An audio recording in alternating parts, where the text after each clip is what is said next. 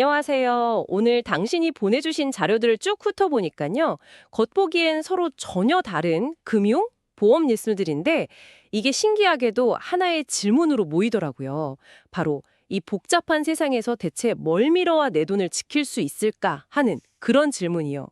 AI 기술부터 금융 전문가, 국가 정책까지 오늘 저희의 목표는 이 뉴스들을 통해서 그 질문에 대한 힌트를 한번 찾아보는 겁니다. 네, 아주 정확한 지적이세요. 오늘 다룰 이야기들은 단순히 정보를 나열하는 게 아니라 신뢰라는 키워드를 축으로 꿰어볼 수 있어요. 어떤 기술은 우리의 신뢰를 교묘하게 파고들고 또 어떤 사람은 신뢰를 얻기 위해 자신의 역할을 바꾸고 있잖아요. 이 상반된 흐름 속에서 우리가 어디에 무게를 둬야 할지 그 균형점을 찾아보는 시간이 될 겁니다. 좋습니다. 그럼 그 신뢰를 가장 정면으로 공격하는 소식부터 시작해 볼까요? 이건 정말 소름 돋는 이야기인데 AI가 내 아이 목소리로 전화를 걸어서 돈을 요구하는 보이스피싱, 이게 기승을 부리고 있다는 소식이에요. 맞아요. 이건 기술이 인간의 가장 약한 부분을 어떻게 공격하는지 보여주는 대표적인 사례예요. 부모가 자식의 다급한 목소리를 들었을 때 이성적으로 판단하기란 거의 불가능에 가깝거든요. 그렇죠.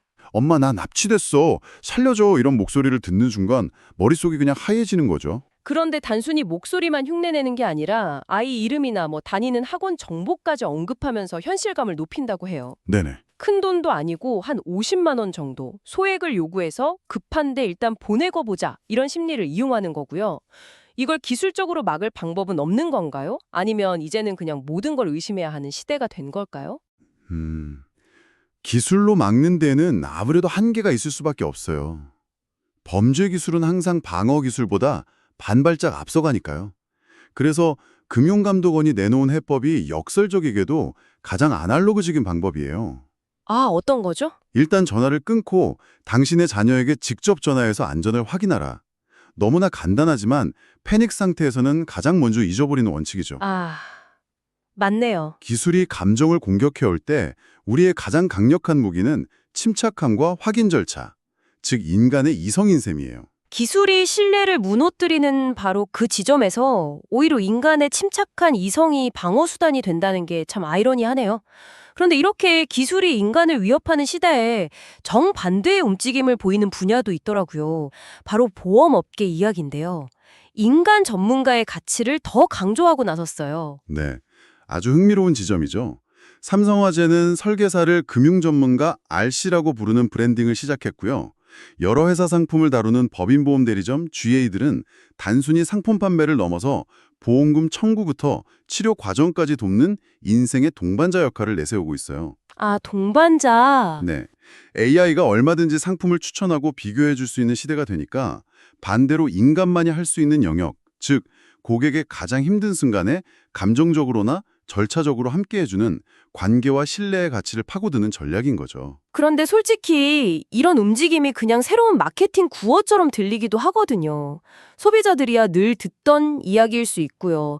진짜 전문가랑 그저 말만 번지르르한 세일즈맨은 어떻게 구분할 수 있을까요? 그게 핵심일 것 같아요. 아주 좋은 질문이에요. 제가 드리고 싶은 팁은 딱 하나입니다. 상담할 때 이런 질문을 던져보세요. 네. 상품을 파는 사람일 가능성이 높아요. 진짜 전문가는 상품 가입 시점보다 고객에게 돈이 가장 필요한 그 순간에 자신의 가치를 증명하려고 하거든요. 질문의 관점을 완전히 바꾸는 거군요. 어떤 상품이 좋냐가 아니라 당신은 어떤 도움을 줄 수 있냐로요. 결국 AI 시대의 인간 전문가의 가치는 신뢰할 수 있는 문제 해결 능력에 있다는 거네요. 자, 이렇게 개인적인 차원에서 누구를 믿을지 이야기해봤는데 이번엔 우리가 속한 시스템 자체에 대한 신뢰 문제를 짚어보고 싶어요.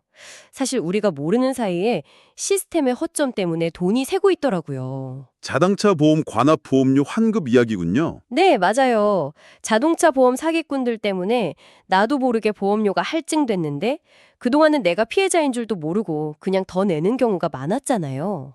그런데 이제 자동차 보험 관합 보험료 통합 조회 시스템에서 1분만 투자하면 이걸 확인하고 돌려받을 수 있게 됐어요. 네. 작년에만 사기 규모가 5,700억 원이 넘었다니 숨어있는 돈이 꽤 많을 것 같아요. 이건 단순히 공돈 찾는 법 이상의 의미가 있어요.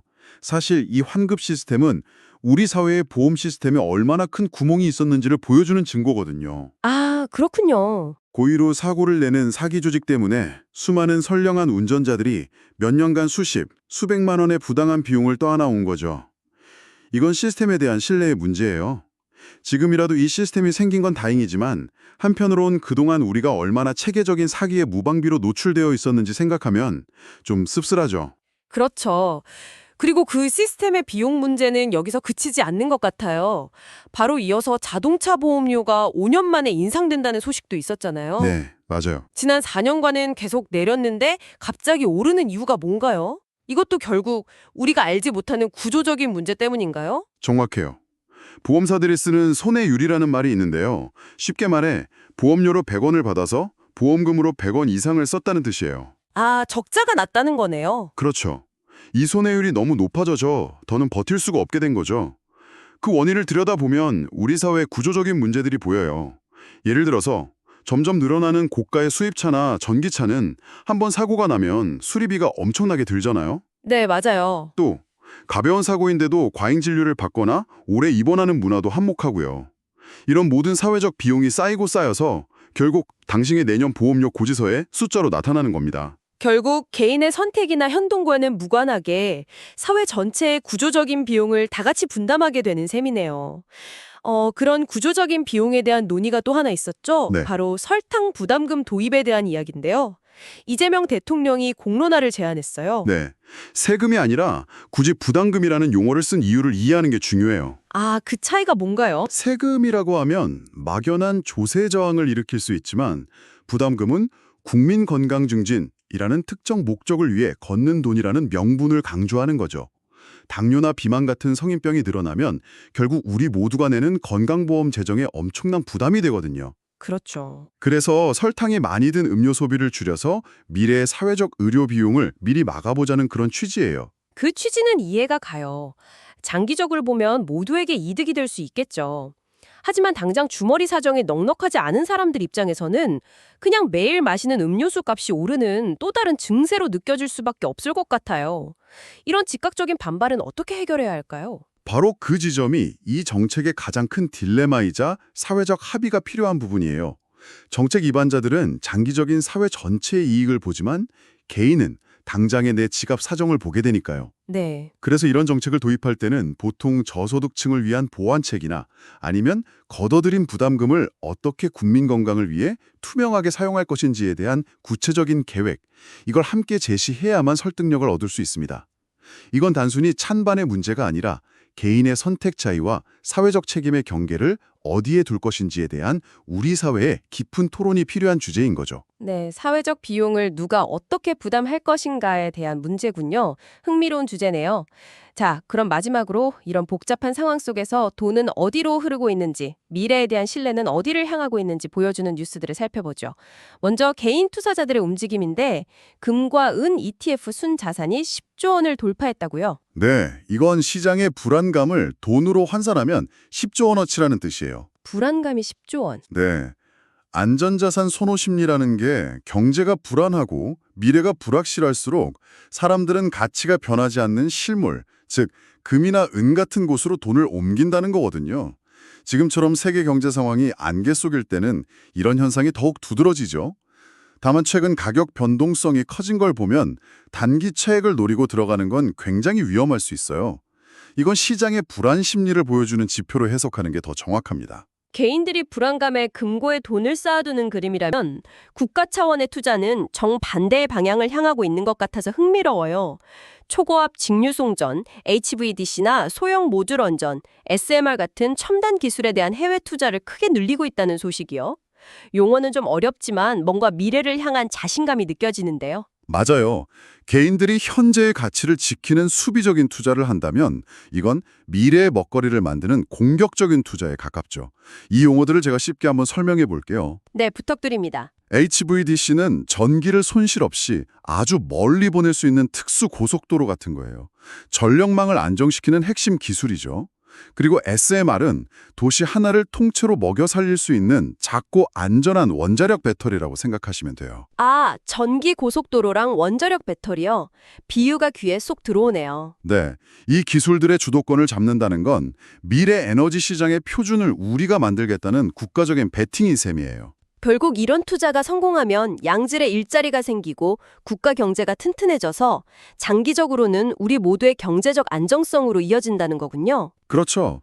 당장은 내 삶과 상관없어 보이지만 10년, 20년 뒤 우리나라가 무엇으로 먹고 살 것인지를 결정하는 매우 중요한 투자입니다. 미래에 대한 신뢰를 바탕으로 한 장기적인 베팅인 거죠. 네, 오늘 정말 많은 이야기를 나눴네요. AI로 신뢰를 파괴하는 범죄부터 반대로 인간적인 신뢰를 쌓으려는 전문가들의 노력, 그리고 우리가 모르는 사이 돈이 새어나가는 시스템의 허점과 미래를 향한 국가의 장기적인 투자까지 결국 모든 게 신뢰라는 하나의 단어로 귀결되는 것 같아요. 맞습니다. 그래서 마지막으로 당신께 이런 질문을 던지며 마무리하고 싶어요. 오늘 우리는 기술이 인간의 가장 약한 감정을 파고들어서 신뢰를 무너뜨리는 사례를 봤고, 동시에 보험업계는 오히려 인간 전문가의 신뢰 가치를 강조하는 모습을 봤습니다. 네. 이 두 가지 현상을 보면서 당신의 금융생활에서 신뢰의 포트폴리오를 어떻게 짜야 할지 고민해 볼 필요가 있습니다. 당신은 알고리즘의 분석을 더 믿으시겠어요? 아니면 인간 전문가의 통찰을 더 믿으시겠어요? 혹은 그 둘을 어떤 비율로 조합해서 당신의 자산을 지켜나가시겠어요?